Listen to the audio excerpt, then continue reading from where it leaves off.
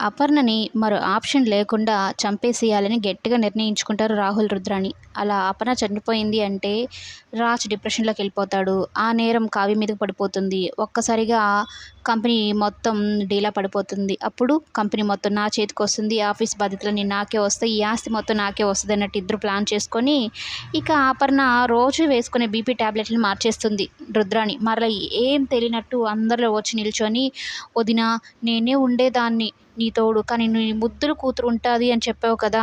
అందుకే నేను గుడికి వెళ్తున్నానన్నట్టు" మాట్లాడుతూ ఉంటుందనమాట. అయితే అపర్ణ ఉండి, "నాకేం పెద్ద రోగం ఏం లేదులే. నా కోడలు నన్ను చూసుకుంటుందిలే. నువ్వు మరీ అంత బాధపడక్కర్లేదు నా విషయంలోనైతే" అంటూ ఉంటుంది. ఇక అందరూ గుడికి వెళ్ళిపోతారు. ఇక అపర్ణ, కావ్య మాత్రమే ఇంట్లో ఉంటారు. అత్త, కోడలు ఎంత సరదాగా ఉంటారు. మునుపు మునుపట్లో ఎప్పుడైనా చూసుకుంటే ఎప్పుడు గొడవల మీదే ఉండేదనమాట. అంటే అపర్ణ ఎప్పుడు ఏదో ఒకటి కావ్యననేది. కానీ ఇప్పుడు మాత్రం తనని ఒక బంగారంలాగా చూసుకుంటూ ఉంటుంది. "కావ్య, నాకు ఒక్కటే ఉండాలంటే బోర్ కొడుతుంది. ఎంతసేపని పడుకొని నేను వంట చేస్తాను" అంటే, "ఆహా! వద్దత్తయ్య" అని కావ్య అస్సలు ఒప్పుకోదనమాట. "ఏయ్! మర్యాదగా కూరగాయలు తీసిస్తావా లేదా" అని చాకుతో బెదిరిస్తుంది. "అత్తయ్య, మీ మాట వినలేదని నన్ను హత్యా ప్రయత్నం చేస్తున్నారా" అన్నట్టు మాట్లాడుతూ ఇద్దరు సరదాగా నవ్వుకుంటూ ఉంటారు.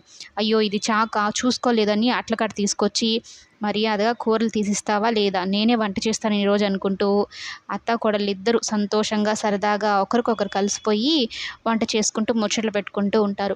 రాహుల్ గనక ఆ ప్లాన్ వేయకుండా ఉండుంటే చాలా బాగుండేది. కానీ కావ్య మీద ఇప్పుడు అనవసరంగా రాహుల్ చేసిన నేరానికి కావ్య నిందలు మోయాల్సొచ్చిన పరిస్థితి. రాహుల్ ఆ ఫోన్ చేయించడము, కావ్య ఆఫీస్‌కి వెళ్ళిపోవడము, అపర్ణకి ఇక్కడ ఇబ్బందయిపోవడము మొత్తం జరిగిపోతూ ఉంటుంది.